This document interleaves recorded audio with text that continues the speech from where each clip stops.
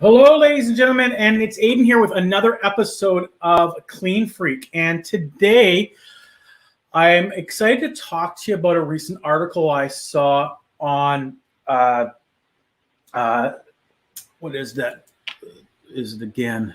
It is on cleaning maintenance management by Steve Ashkin, and it's a good article. And I just kind of want to, talk about that today because cleaning is very important to human health, but it also has an important part on sustainability.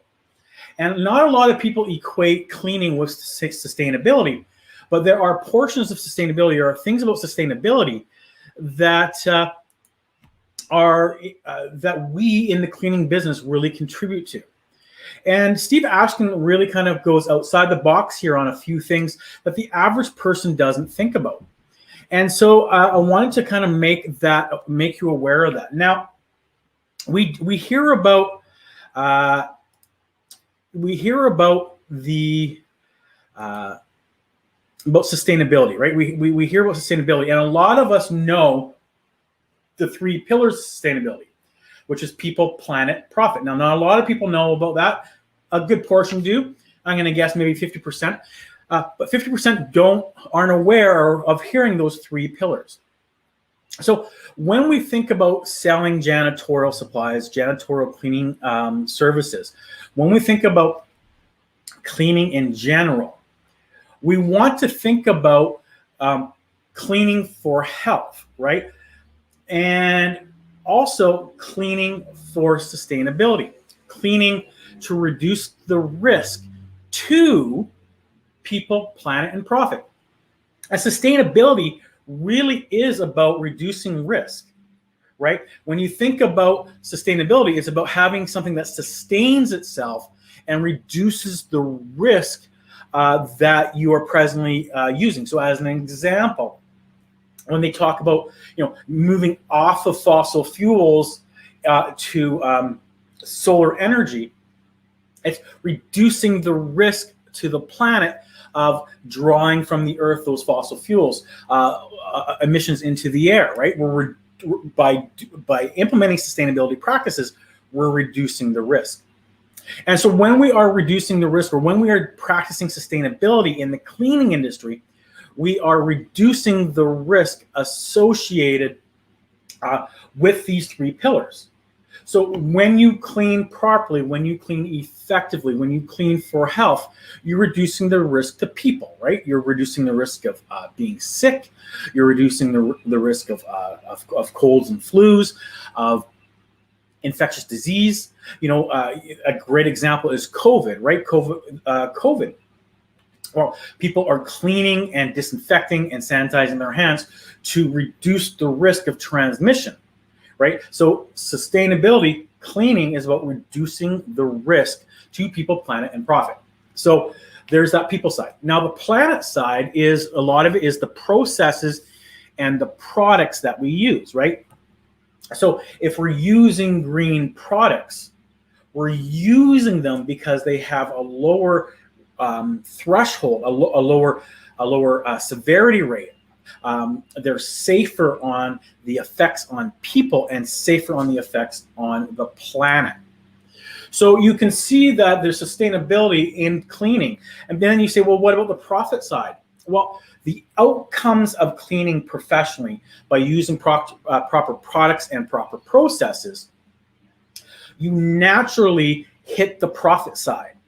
When you reduce sick days, you are improving the profits of an organization of not having to, spend the time to find a replacement, to spend the time to pay that person, cut POs, whatever, all the things involved in having someone sick for work have costs associated with them.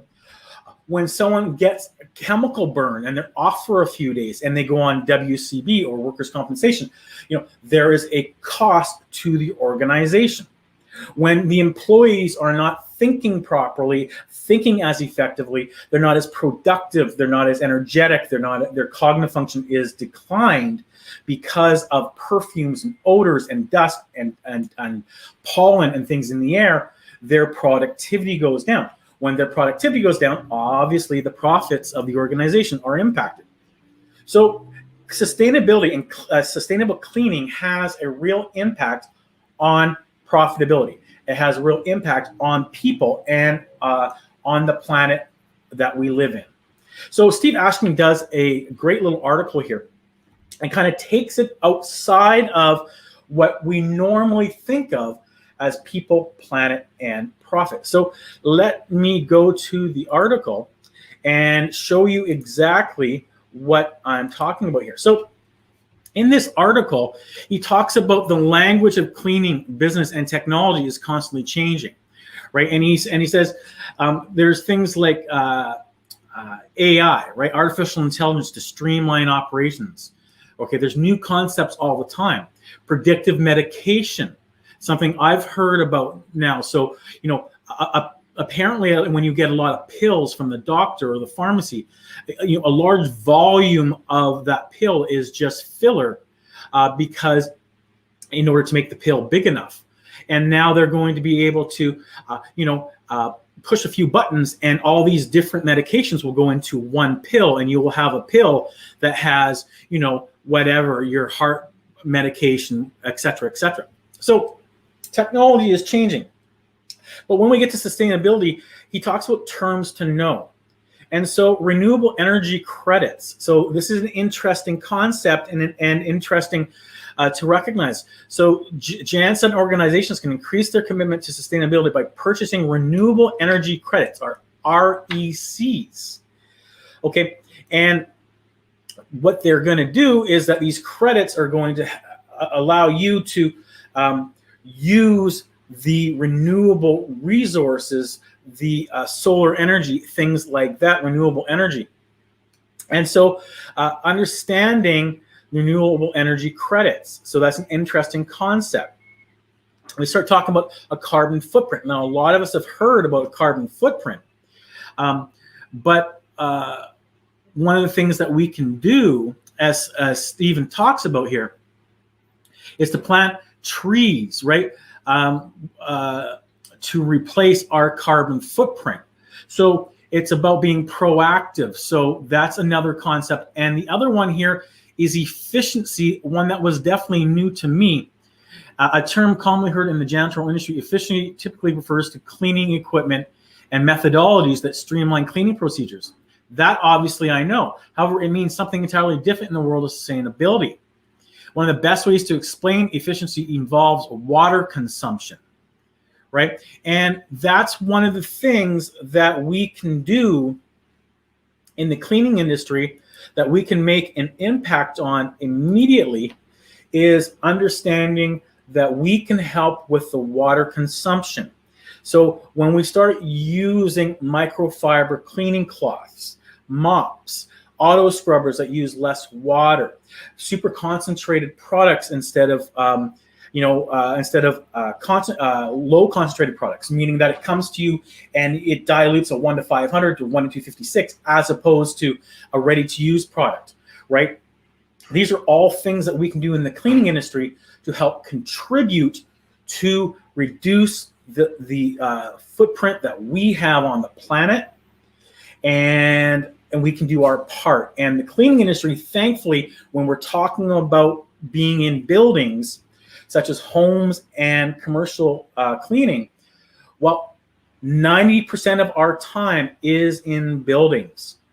And so when we do things in the cleaning industry to reduce water consumption, to reduce our footprint, we're helping contribute to sustainability and the longevity. And when we think like this in cleaning, when we think like this for selling our products and services, we're talking about a different game.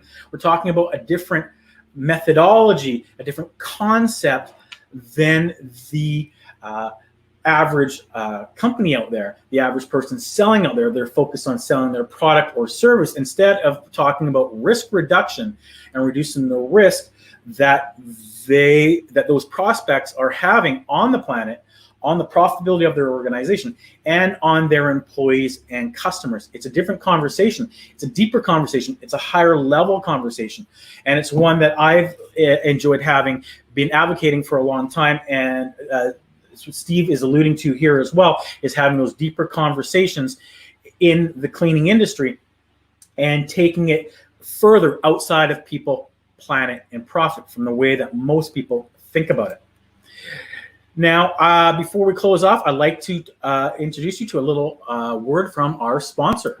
Janitorial Marketing Solutions is a digital media company that specializes in the B2B commercial cleaning supplies and services sector. Salespeople are simply too expensive to work on low-value activities such as cold calling and staying top of mind with customers. This can be done cheaper, faster, and simpler using our revenue production marketing process, RPM.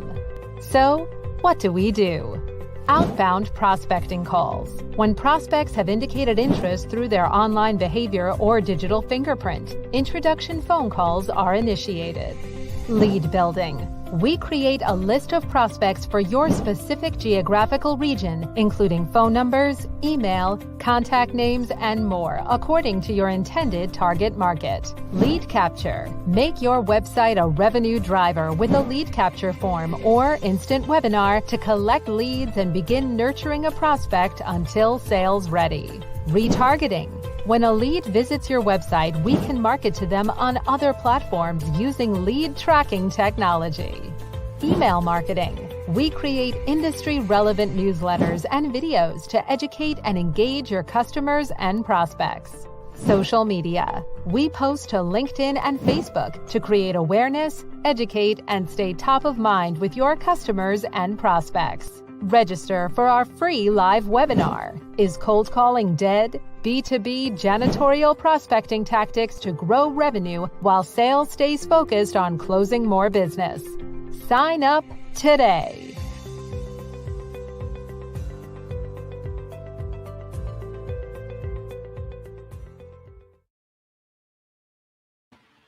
All right, so if you are still prospecting, selling, and have a story like you did 5-10 years ago, I encourage you to look outside the box and start thinking differently about cleaning.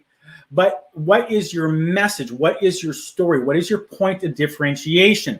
And sustainability, risk reduction, is a excellent point of differentiation. You just need to make sure you're comfortable with it, and we can help you with that. So I hope you have found this enjoyable. I thank Steve Ashkin from the Ashkin Group for posting this article. It takes us on a deeper think, on a higher level think with regards to sustainability, green cleaning, and what we can do as our part to better the planet, to protect our people, and to make our customers and our businesses more profitable. We come to you every Tuesday, Clean Freak. I will see you in the next episode.